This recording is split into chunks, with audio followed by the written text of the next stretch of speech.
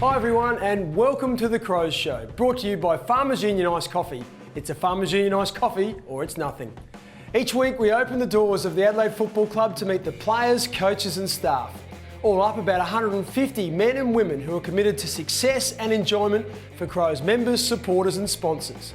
Coming up this week, the tough road to rehab. There certainly can be lonely moments. I mean, I can definitely admit doing a 3K swim in the pool on myself one day where I was feeling a bit flat.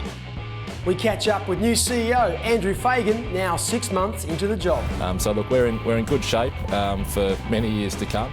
Revisit our first premiership and that sensational last quarter. And we'll put you in the commentators' box for their unique view of the game. And to be able to call it is just fantastic. It is special. Defender Sam Shaw is one of the Crows' hard luck stories. A succession of hamstring injuries has restricted him to just 22 AFL games. Last November, he underwent rare and complex surgery in a bid to save his career. Sam's setbacks highlight the difficulties players face in coping with lengthy rehabilitation. Yeah, it's definitely difficult being apart from the main group and being sort of, I suppose, not shunted aside, but just training in a different environment, being in the rehab group. Although this pre-season has been helpful having sort of Andy Otten with, obviously he's only did his knee in sort of August last year, so we've both been sort of pushing each other along and seeing sort of everyone sort of pushing themselves to the limits and not being able to be a part of that. Especially with the sort of building the foundations with the new coach this year and the new system as well.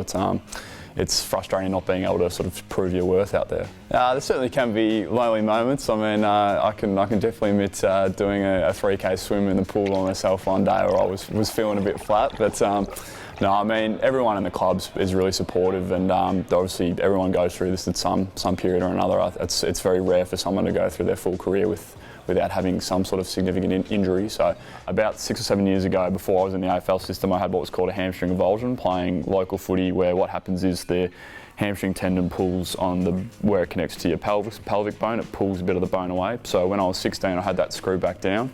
So over time, that joint where the bone was reconnected essentially had deteriorated, but it got to a stage where it wasn't going to be sustainable the way in which I was training and not being able to sort of back it up week by week because it was essentially playing with a fracture, I suppose, within my sort of hip pelvic area.